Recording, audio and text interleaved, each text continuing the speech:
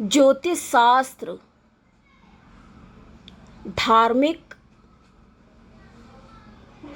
आध्यात्मिक, सामुद्रिक शास्त्र, अंक शास्त्र, पुण्याय एस्ट्रोलॉजी बाय एसटी में आपका स्वागत है।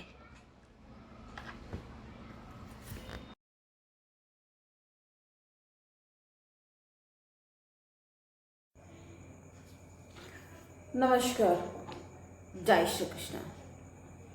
आज हम गुरु के बारे में बात करेंगे कि ये कहा जाता है गुरु जीव का कारक भी है और गुरु जहाँ बैठ जाते हैं, जहाँ पर भी, जिस भी आपके जन्मांक में, जिस किसी भी स्थान में कहीं पर भी बैठ जाते हैं तो क्या हो जाता है, उस भाव में एक गुरुत्वाकर्षण यानी कि ग्रेविटेशनल फोर्स, मतलब भारीपन आ जाता है। उस स्थान में बहुत भारीपन आ जाता है। देखिए, अच्छा करते हैं तो सबको अच्छा लगता है और ये कहा जाता है कि गुरु की दृष्टि में ही अमृत है। तो जब गुरु की दृष्टि में अमृत है तो जिन स्थानों पर दृष्टि पड़ेगी अच्छा होगा। देखिए, कोई भी ग्रह हो वो कहीं पर भी बैठता है तो इनके बारे में ये बात फेमस है, प्रसिद्ध है कि गुरु जहाँ बैठते हैं वहाँ पर हानि कर देते हैं। हानि कर देते हैं ये ठीक है, लेकिन साथ में अगर कोई अन्य ग्रह भी विद्यमान है तो वो हानि रुक जाती है, हानि नहीं होती है। या अगर यूँ कहें कि हानि होती है किंतु इतनी हानि भी नहीं होती है। जो ग्रह देखे जहाँ बैठता है वो वहाँ पर सुरक्षा करने की ही कोशिश करता है, उसको बचाने की कोशिश करता है, भरसक प्रयास करता है। और वो प्रयास कितना सफल होता है और क्या होता है वो अन्य ग्रह स्थितियों पर निर्भर करता है। लेकिन दरअसल कहने की बात ये है कि एक ही सूत्र को अगर लेकर बैठे रहेंगे तो नहीं समझ पाएंगे। इतना बड़ा ज्योतिष शास्त्र है, इतने ज्योतिष के प्रकांड विद्वान हुए हैं जो ज्योतिष के मर्मज्ञ हैं, तो एक बात में कैसे लग सकते हैं। अन्य बातों पर, अन्य विषयों पर भी चर्चा करना बहुत ज़रूरी है, आवश्यक है। गुरु अगर सूर्य के साथ बैठ जाए तो इसको कैसे समझा जाएगा। सूर्य जो कि राजा हैं और ग्रहों में जिनको राजा का दर्जा प्राप्त है, राजा का स्थान प्राप्त है, वो और गुरु बृहस्पति, देव गुरु बृहस्पति हैं।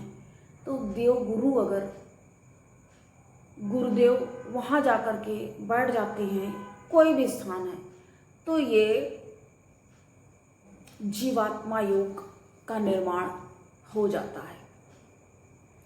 अब जहाँ पर गुरु बैठेंगे, विराजमान होंगे, वहाँ पर क्या होगा, वहाँ पर क्या होगा, उस विषय में और उससे संबंधित जो भी वस्तुएं होंगी क्या अलभ्य हैं। विचार कीजिए। कहने का तात्पर्य ये है कि जहाँ गुरु बैठेंगे वहाँ पर एक गुरुत्व, एक भारीपन और उसको बहुत ज़्यादा फैला देती है। उसी तरह से जैसे कि अब हम इसको इससे रिलेट करके देखेंगे कि सूर्य और गुरु परम मित्र हैं, परम हितैषी मित्र हैं और मंगल भी साथ में, ये सब देव की श्रेणी में आते हैं। और शुक्र, शनि, राहु, केतु ये दैत्यों में आते हैं, दैत्य की श्रेणी में। हालांकि शुक्राचार्य जो हैं वो दैत्यों के आचार्य हैं, दैत्याचार्य हैं। तो उनके पास ज्ञान है, लेकिन वो भौतिकवादी ज़्यादा बना देते। और गुरु जुपिटर ज्ञान की बात करती, यहाँ पर ज्ञान से संबंधित ज़्यादा बातें होंगी। तो उस व्यक्ति में ज्ञान, और कैसा ज्ञान, ये औना पौना छोटा सा इतना सा ज्ञान नहीं, बृहद ज्ञान, बड़ा ज्ञान। जब ज्ञान ही व्यक्ति के पास होता है तभी वो कुछ समझ सकने के लायक होता है, अन्यथा तो वो रिश्तों के आधार पर अपनी बातें और दिनचर्या, यहाँ तक कि अपना सब कुछ निर्भर कर देता है उसी के आधार पे।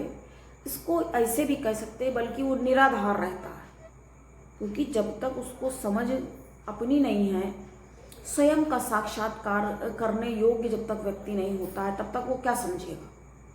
कोई दूसरे में आपको इंटरेस्ट है, दूसरों को आप में क्यों इंटरेस्ट होगा। एक बहुत लॉजिक वाली बहुत छोटी सी बात है, विचार करके इसको देखिए, आप स्वयं विचार कीजिए ना, आपको समझ में आ जाएगा कि हम आपको क्या बता और क्या समझा रहे हैं।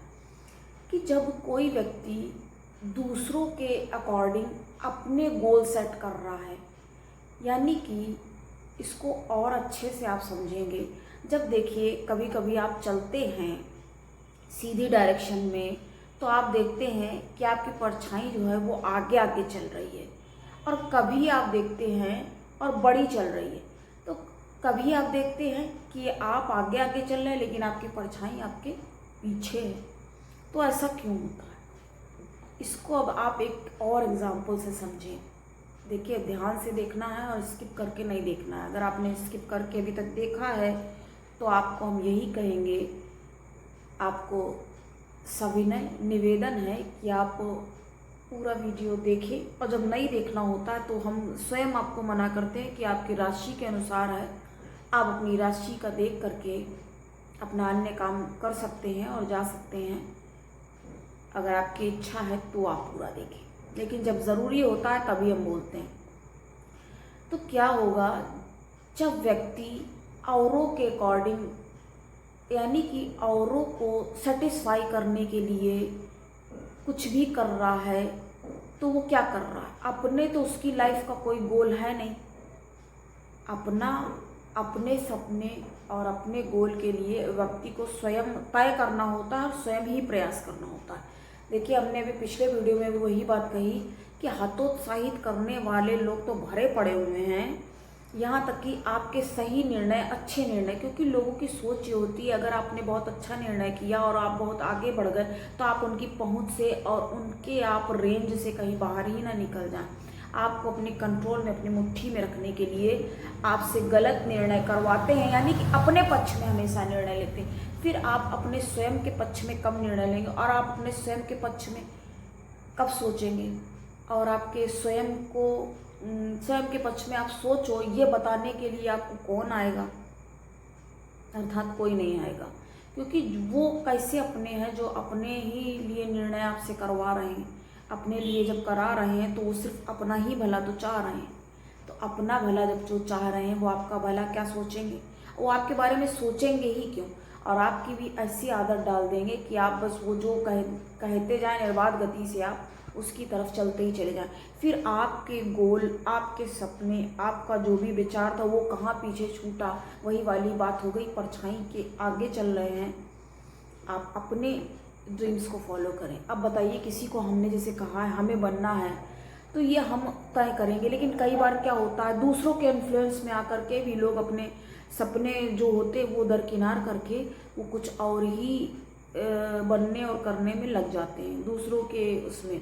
लेकिन हम हमेशा ये कहते हैं आप, क्योंकि फिर आपकी तो जो बात हो जाएगी और उसमें आप ज़्यादा अच्छा कर सकते हैं। जो आप अपनी मर्जी से चुन के करेंगे उसमें आप ज़्यादा बेहतरीन परफॉर्मेंस दे पाएंगे, आपकी परफॉर्मेंस बहुत अच्छी होगी।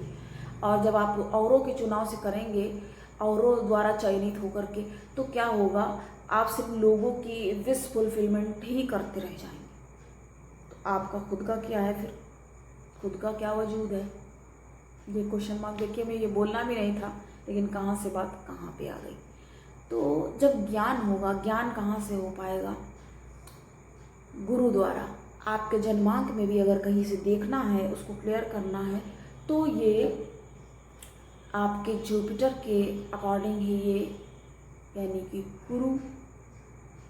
गुरुदेव बृहस्पति के द्वारा ही ये पता चल पाएगा कि आपके पास कैसा ज्ञान है, कितना ज्ञान है, या आप लोगों के इशारे के गुलाम हैं, या लोगों के हाथ की कठपुतली मात्र बन करके औरों की ही। कई बार बहुत ज़्यादा प्रेशर होता है हमें, बात इससे रिलेट करके इसलिए क्योंकि अभी हमें उसके बारे में भी बता रहे हैं, IAS PCS की तैयारी कैसे करें।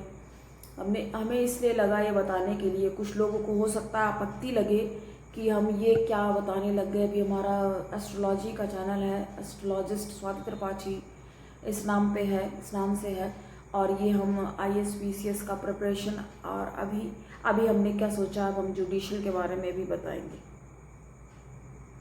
जो लोग तैयारी कर रहे हैं या इस क्षेत्र में, बहुत सारे लोग तो देखिए कॉपी करके ही बताया करते हैं, हमारे बाद ही आए हैं, और हमारे इतने सारे वीडियोस पड़े हुए हैं, और लोग देखते हैं, देख करके चलो जिसको जो करना है कर रहा है। तो हम ये इसलिए इसका आपको उत्तर दे रहे हैं, इसलिए बता रहे हैं क्योंकि काफ़ी सारे जो स्टूडेंट वगैरह उनका इंटरेस्ट भी बना रहे, और वो यहाँ से कुछ सीख सके, और यहाँ पर इस चैनल पे अगर आए हैं तो यहाँ से कुछ पा सके और समझ सके कि उनको किस तरह से अपना अगला स्टेप लेना है, अगला कदम कैसे आगे बढ़ाना है। क्योंकि आपका कॉन्फिडेंस बढ़ाने के लिए देखिए कोई नहीं आएगा, और आप में बल्कि जो कॉन्फिडेंस होगा उसको भी लोग तोड़ मरोड़ के रख देंगे। हमने जैसे अभी पहले ही कहा, पूर्व में ही कहा कि हतोत्साहित करने वाले घर वाले ही हो सकते, दोस्तें ये बनेंगे, ये करेंगे, ऐसे करके लोग बात करते हैं। हमें मालूम है, देखा समझा हुआ है। हालांकि हम ये जरूर यहाँ बताना चाहेंगे, हमसे कभी किसी ने, हमने तो जो भी कहा अगर, या हमसे तो हाँ तुम्हारा तो हो ही जाएगा, कर ही लोगे, ऐसे ही लोग हमको मिले, ये हम ये कहेंगे ईश्वर का धन्यवाद है, ईश्वर की कृपा है, वरना हमें पता है। हालांकि ऐसा नहीं खराब लोग हमें नहीं मिले। देखिए दुनिया में, जग में कैसे हैं लोग, अच्छे भी हैं बुरे भी हैं।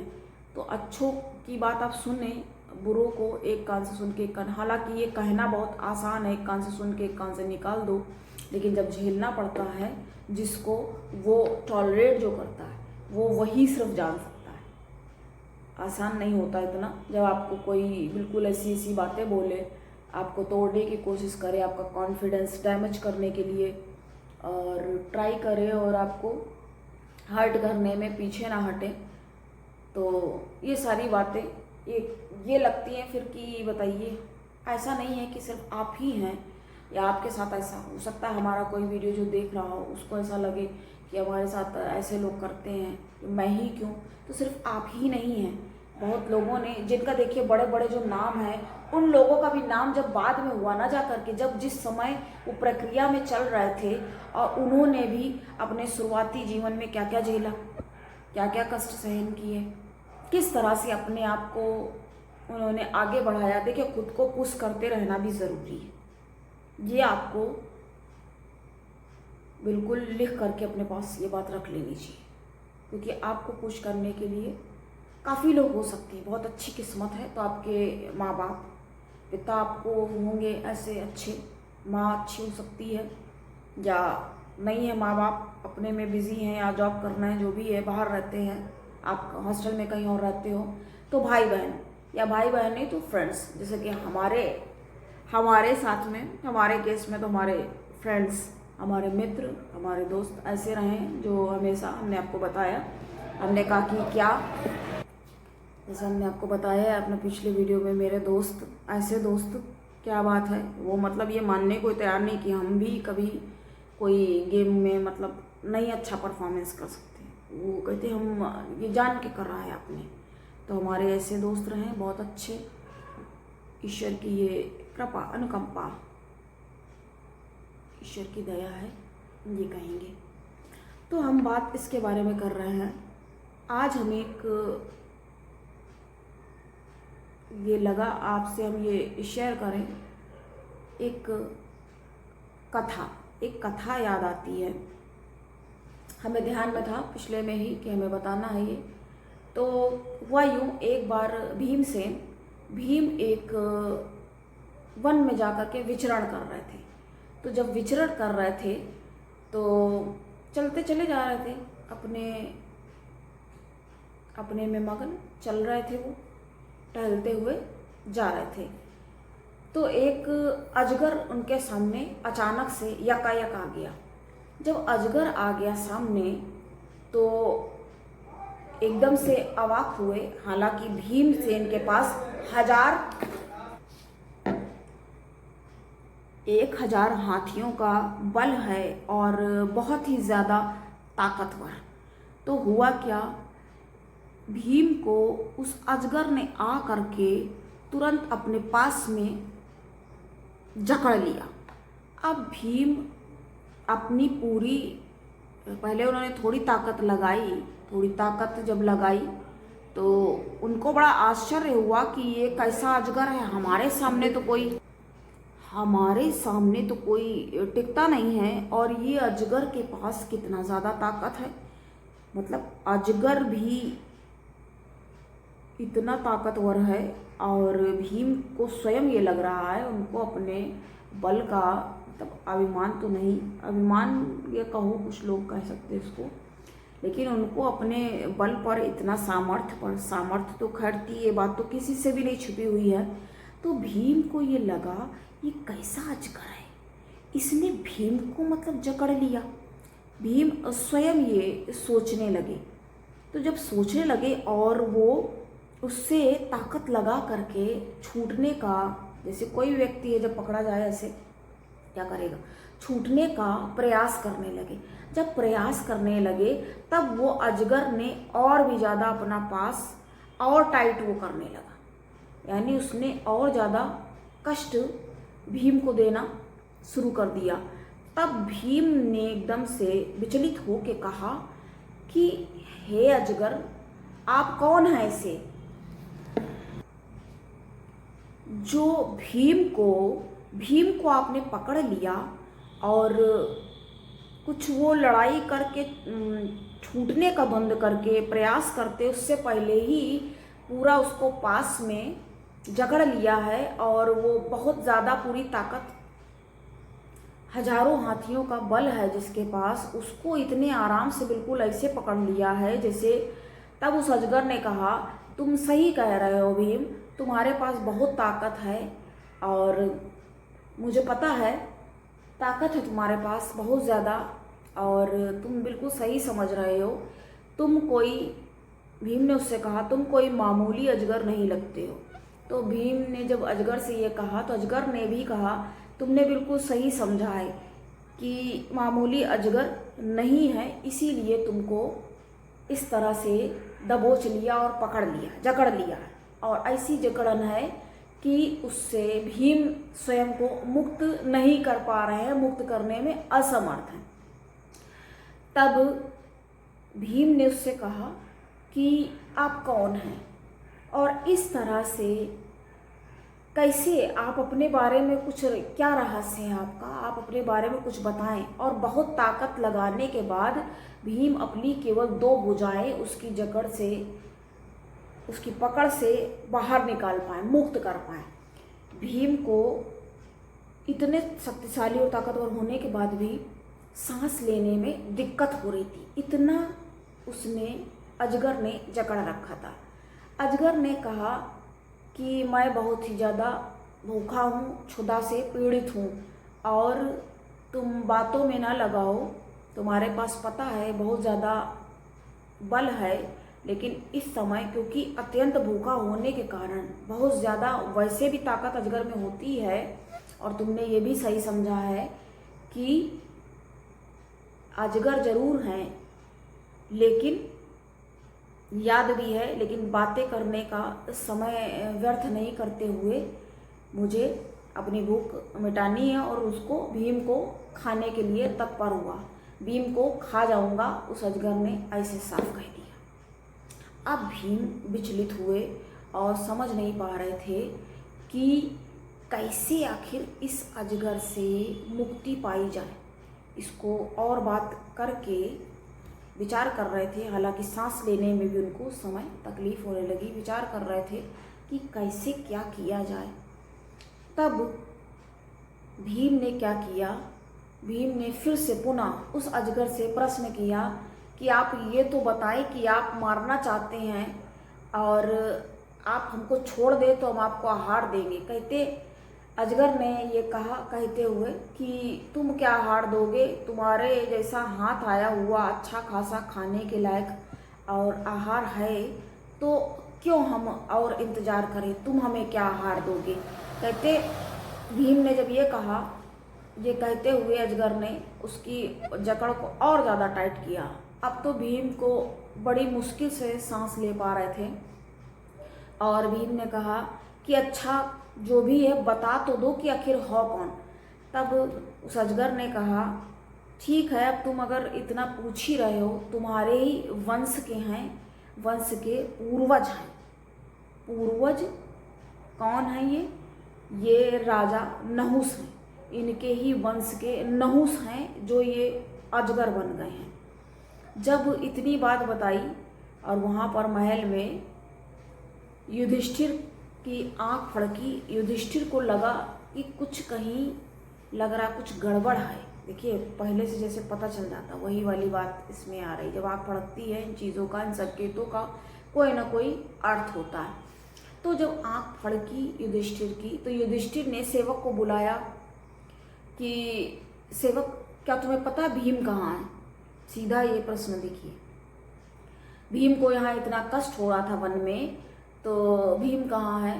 तो सेवक ने बताया वो इस ओर ही वन की ओर, वन के मार्ग में विचरण करने गए। युधिष्ठिर ने कहा हाँ हाँ वन के मार्ग में, वन विचरण के लिए जाने को कह रहे थे, तुम्हें मालूम है कहाँ गए।